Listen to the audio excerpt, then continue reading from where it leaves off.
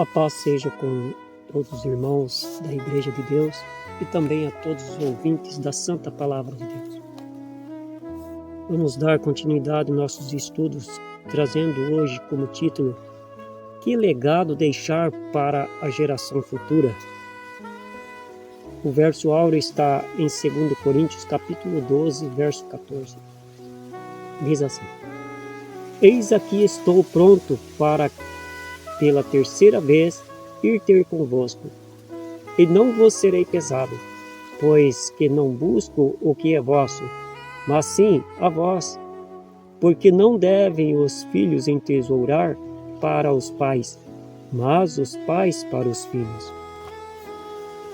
O objetivo é mostrar quão importante é a comunhão e que vivam os irmãos em união. A vivência de Jesus com seus parentes e compatriotas sempre era alvo de comentário maldoso de alguns que o acompanhavam. E ele mesmo disse que um profeta não tem honra na sua própria terra. Anunciaram certo dia a Jesus que sua mãe e seus irmãos estavam fora e procuravam-no para falar. Cristo respondeu: Qualquer que fizer a vontade de Deus, esse é meu irmão e minha irmã. Marcos 3, 31 a 35. Noutra ocasião, Jesus profetizou dizendo que não veio trazer paz à terra, mas dissensão. Essas referências bíblicas são testemunho de que é pela convivência do dia a dia que provamos a comunhão com Deus e com os nossos irmãos. Porque daqui em diante estarão 5 divididos numa casa, 3 contra 2 e 2 contra 3. Lucas capítulo 12, verso 52. É comum aos homens uma visão melhor em relação aos que estão de fora, porque não veem as falhas, os defeitos, as fraquezas humanas, mas as qualidades. Isso as faz pensar que o outro é perfeito e que o problema está unicamente na sua família. Às vezes, o filho se revolta em casa, imaginando que na casa dos outros as pessoas são perfeitas. Se assim é entre as famílias de sangue, que se dirá em relação à espiritual? Dificilmente um profeta será honrado em seu domicílio e pelos próprios familiares. Segundo Timóteo capítulo 3, verso 2 a 5. Como encarar a realidade em relação aos problemas familiares? Observando a questão acima, às vezes pensamos que isto só acontece na casa do vizinho, na igreja do vizinho, e não refletimos que nem mesmo Jesus foi exceção. Miqueias profetizou também de um tempo em que os inimigos do homem seriam os da própria família. Miqueias capítulo 7, verso 6.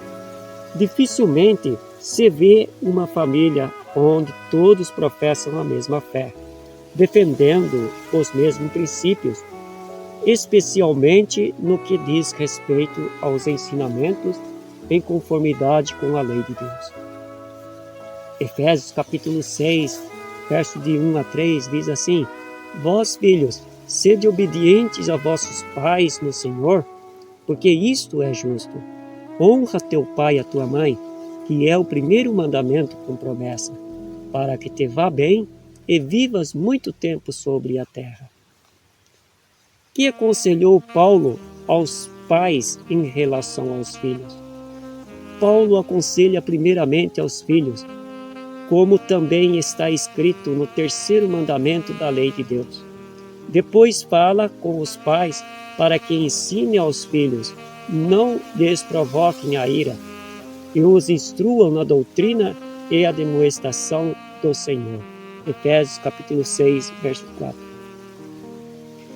Que aconselhou Paulo aos servos em relação aos seus senhores? Paulo foi criado aos pés de Gamaliel, doutor da lei. Sabia como ninguém a condição de um servo. Ele chegou a dizer que os servos devem obedecer aos seus senhores como se estivesse obedecendo a Cristo.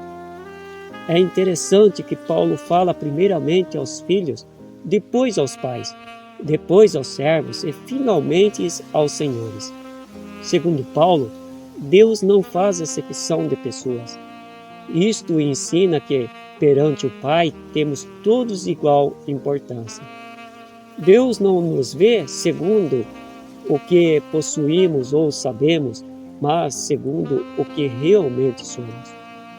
Geralmente, as pessoas temem a outras por causa da posição social, do poder, do dinheiro, mas se esquece que a Deus ninguém engana.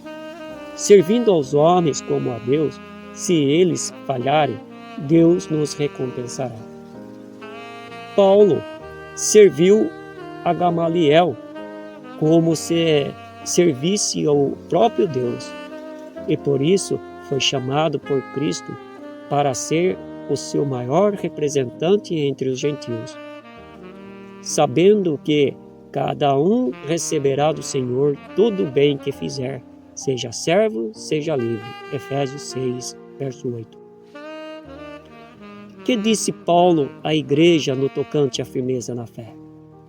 A partir do versículo 10, o apóstolo passa a falar exclusivamente à família da fé, considerando-a até mais importante do que a de laços sanguíneos. Jesus igualmente considerou iguais todos aqueles que fazem a vontade de Deus, independentemente do grau de parentesco.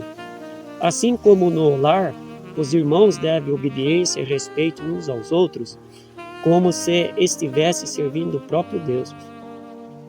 Vemos como, com isto, o quanto Cristo valorizou os filhos da fé, considerando-os tão importante quanto aos da família fraternal. Quando passamos a observar esses princípios, damos um tratamento mais respeitoso aos domésticos da fé e ao ministério. Pedro, capítulo 5, verso 5 e Efésios, capítulo 6, verso 10 a 19. Que Deus nos ajude, nos abençoe, em nome de Jesus. Amém.